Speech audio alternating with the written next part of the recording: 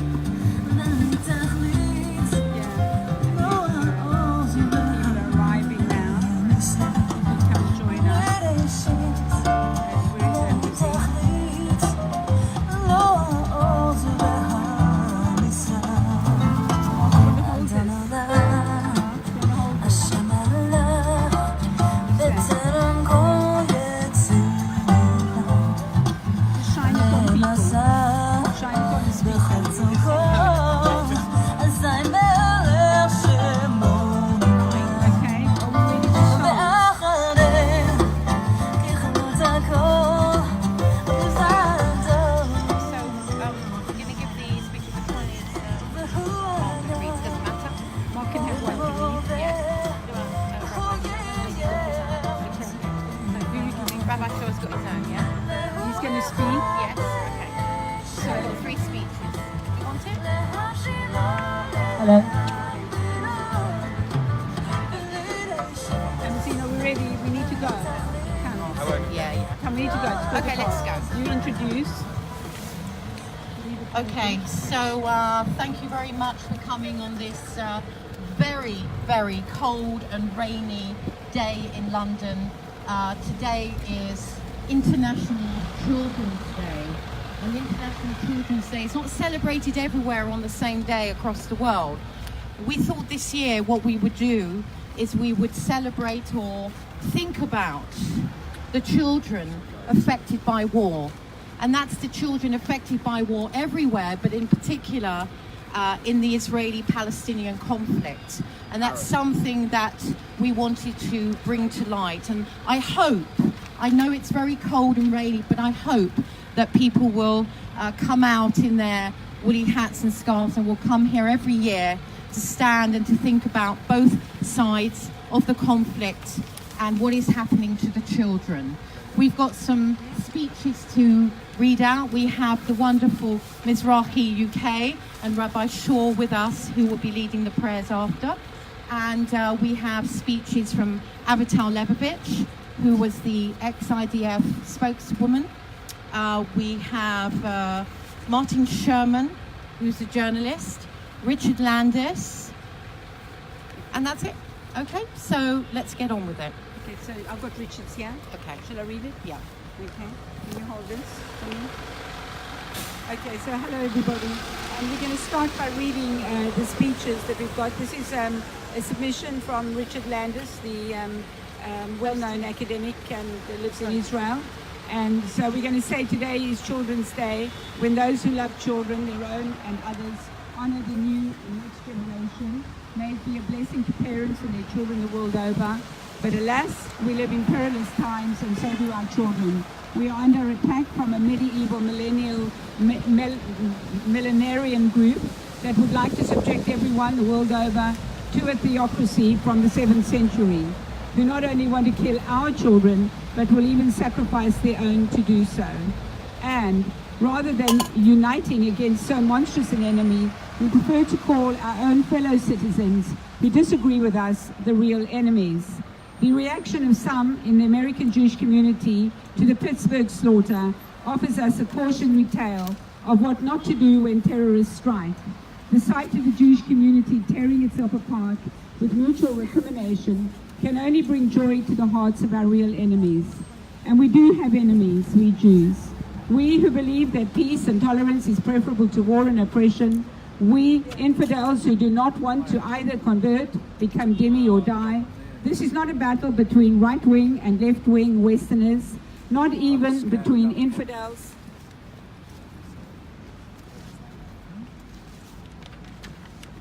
and Muslims, but a battle between tolerant people, including Muslims and Muslim triumphalists, who only feel that they are right about God and man when they rule over and humiliate others. We cannot fight back from a place of fear. We cannot resist the call to submission when we're afraid. And if we stand head held high, we make them angry. We cannot choose our battlefields wisely if we fear any confrontation. If we cannot step out of the comfort zone of the risk-averse cooperative style we learned from our parents and teachers. And we cannot resist if we cannot get indignant about our children killed by terrorists who target them. If we shrink from righteous anger, lest our enemies who try to kill our children and deliberately use their own as human shields so they can accuse us of baby killing. It is perhaps the most terrible and powerful form of intimidation that terrorists can impose on their victims, to make it hard to mourn and protest our children's death at their hands, to paralyze efforts at retribution, to force us to remain silent about their hate-mongering ideology, lest we provoke further violence. No parent of a murdered child should have to go hat in hand, begging their own government to pursue the murderers, begging their own journalists to tell their tales.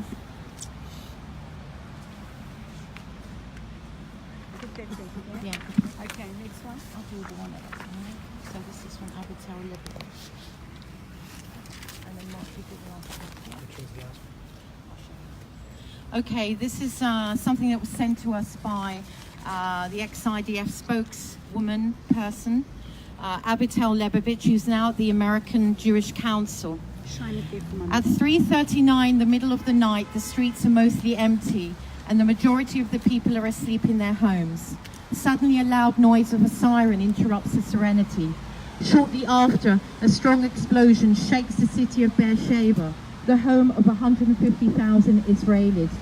Miri, a mother of three, aged 9 to 10 and 12, woke up her kids and frantically ran to the shelter. One of the kids refused to go as he wanted to continue and sleep, but she insisted. Miri's actions saved her and her child's life. Seconds after they entered the shelter, a rocket hit at her house, almost destroying it.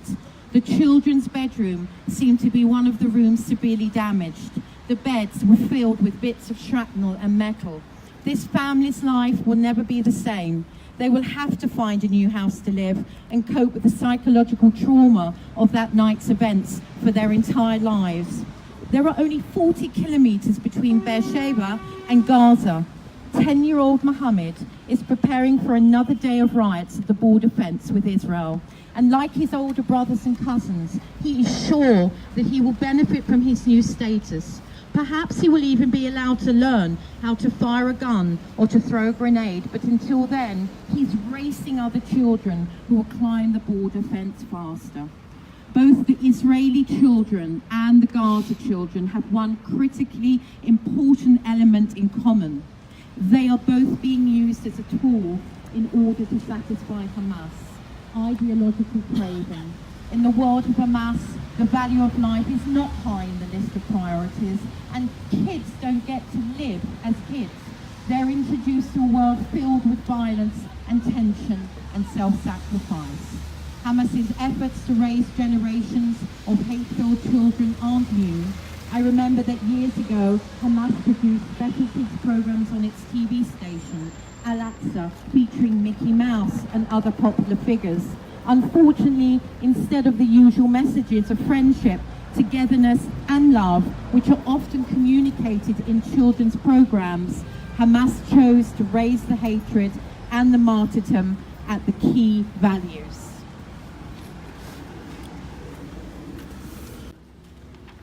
Oh, you've got it?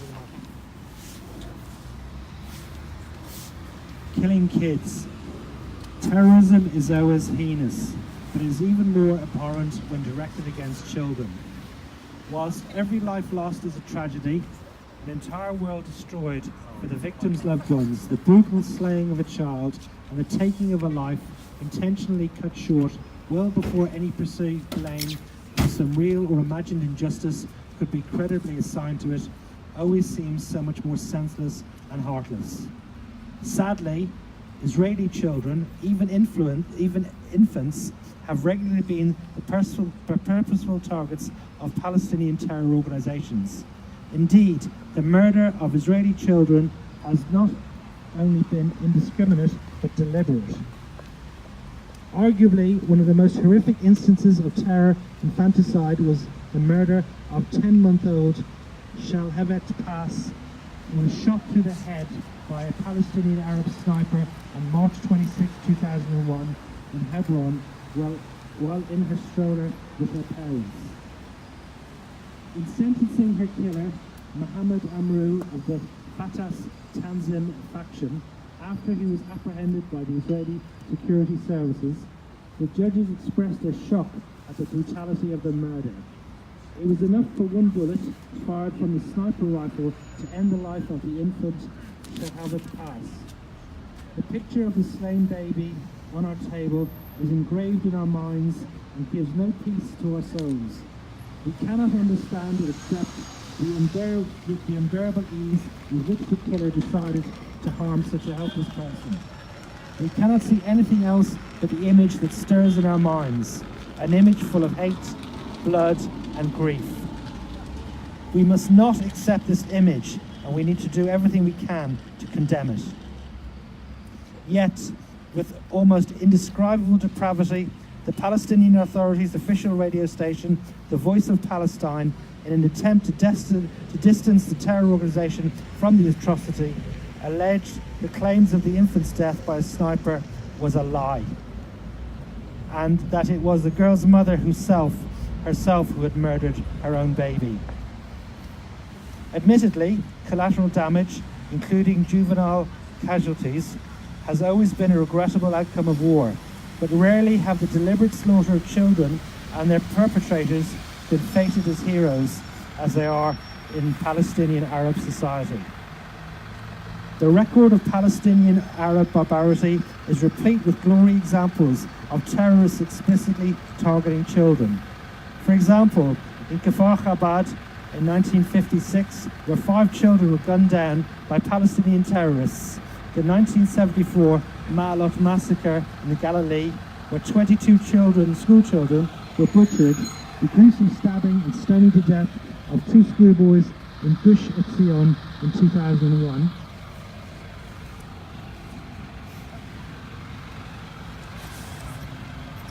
the Merkas Harav Yeshiva assault in Jerusalem in 2008, where 7 young students lost their lives, and the 2014 kidnapping and murder of 3 youths in Gush Etzion, to name but a few. It is not, however, only the blood-curdling brutality of these and other acts that should cause shock and revulsion. It is also the manner in which they are celebrated by much of the Palestinian public at large. Thus, for example, the massacre at Merkas Harav Yeshiva was not only praised by Hamas, but according to Palestinian polls, supported by 84% of the Palestinian population. However, when it comes to the slaughter of innocents, the conduct of the alleged moderate Palestinian Authority chairman Mahmoud Abbas is no less appalling. Recently, Abbas has, despite vigorous protests from Israel, insisted obdurantly on erecting a monument in the town of Jenin, commemorating the notorious Khaled Nazal, mastermind of the Ma'alot massacre, in which 22 children were cold-bloodedly murdered when terrorists from the Democratic Front for the Liberation of Palestine opened machine gun fire and hurled grenades at them inside a schoolhouse they had taken over in northern Israel. This, then, is the true face of soulless inhumanity Israelis of all ages, including the youngest of infants, face every day. It is a chilling portrait of what must be driven home into the consciousness and conscious of the world. Dr. Martin Sherman. Thank you. Thank you.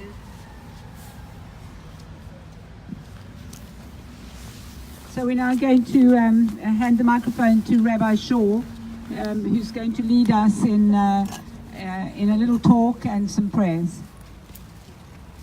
Thank you very much, Sharon. This time yesterday I was standing in Auschwitz-Birkenau. I was with students from NUS and UJS.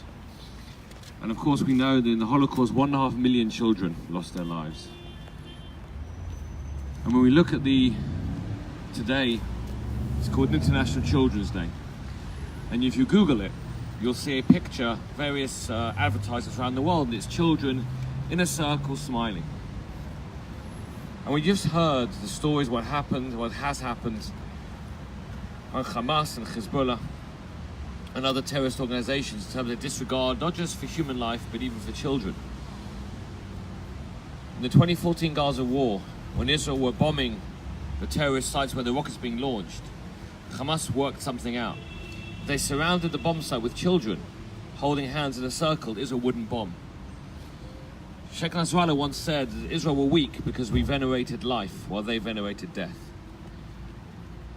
The one thing different today than in 1945, when we mourned 1.5 million children, is today we have a nation state that will not stand by when its children are murdered. That will not stand by and say, that's okay, it's not okay. And every single one of those deaths that was just said, whether it's Ma'alot, whether it's the Dolphinarium in Tel Aviv, whether it's in Itamar, the tragic loss of an entire family, the Israeli nation do not stand by. The Israeli nation will go and find the people who perpetrated those crimes and say, not in my name. And we realize, as we said at the beginning, we're not just mourning today, or not just thinking that International Children's Day about the Jews who have been killed by terror. How many Palestinian children have died because they've been put in the front line against the Jewish people? Even those suicide bombers who were children, who were teenagers, we mourn their loss of life, even though they killed with their suicide bombings, because they were not guilty of any crime, simply being indoctrinated from a young age to hate the Jewish people. On today, the quote of Golda Meir is so loud. The day the Arabs learn to love their children more than they hate ours, there will be peace. That's simply it. The only reason we have a problem in the world because they hate our kids more than they love their own. A, because they put their own in the line of fire, and B, because they celebrate with sweets and chocolates when they kill our own. Our response since 1948 has been, we're not going to turn a blind eye. We're going to protect our children. We're going to defend our children. The fact that we have in this country, in every single Jewish school, bulletproof windows, armed guards, because we want to protect our children. We shouldn't have to protect our children. Why is it I can walk into any non-Jewish school, no issues? But a Jewish school, I have to be frisked before I walk in because it's a Jewish school. And that's the state of play, being a Jew. We just take it for granted that if you're Jewish, that is what you have to do, because there are those out there who want to cause damage simply because you are a Jew. The same in 1939 to 45, the same today. They go by different names, but their agenda is exactly the same. And whether we stand here together in Golders Green, remembering those, and our response is to continue to show strength and support to the state of Israel, that last week had to endure another 450 missiles. And the missile, because the Iron Dome, which is the most remarkable system, couldn't stop all 450 missiles going through. One got through and blew up a house. Thankfully, no one was hurt. And a piece of shrapnel from that rocket flew to the next door house, into the children's room, and passed 1 foot over a sleeping baby. We'd be mourning another child's loss had that shrapnel gone a foot lower when it exploded. That is daily life at the moment for those in Sderot. That is daily life for those living in the north, worried about the 12,000 rockets that Hezbollah have trained on Israel. International Children's Day is a day to celebrate what it is to be a child. A child has so many ideas. A child has so many dreams. A child has limitless possibilities. And that's why we love children. And that's why it's so cruel to take a child and brainwash them into a killer. And that's why it's so cruel to take children and murder them before they've even started to live. But that's what our enemies do. And I think the most beautiful thing that we do is that every single Friday night we bless our children. We bless them, the boys, to be like Ephraim and Menashe, and the girls like our foremothers, Sarah, Rivka, Rebecca, and Leah. But we don't end there. We then give them the blessing. And the blessing ends with peace. Because we know the greatest thing you can give to a child is peace. The fact that our children in this country, thank God it should be forevermore, don't have to worry about walking out.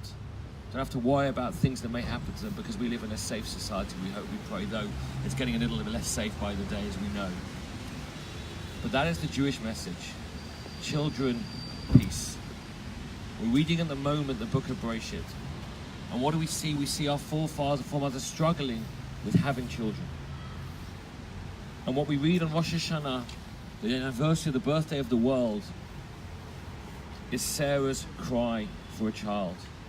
Is Hannah's cry for a child. Because in essence, that's what life is. It's about the next generation. It's about crying out to make sure we can have children, bring them into the world and raise them in a secure, safe way to be who we want them to be. Today we celebrate the world over what children have given to the world. But here now we also have to reflect on those children who can't give anything more to the world because they've been killed, either because they were hated, because they were fueled by hate. Both of those has to stop. And we hope and pray that Golda Meir's words will penetrate the hearts and minds of the Arab world. And we hope one day, please God, we'll realize there's much more worth working together than trying to rip us apart. Amen. Amen. I'm not going to say the memorial prayer, the Kamali for the children that have died, victims of terror since the creation of the State of Israel.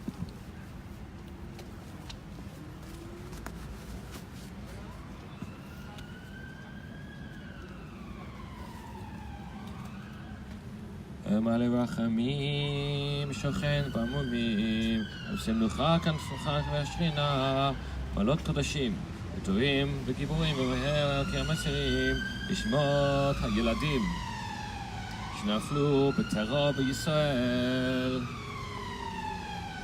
וכן על הרחמים יסתירם בסתק העולמים, בצרכים לשמותיהם, אדוני הוא נחלתם, כנגד מלכתם. ונוחו בשלום ישכבם, ונאמר Amen.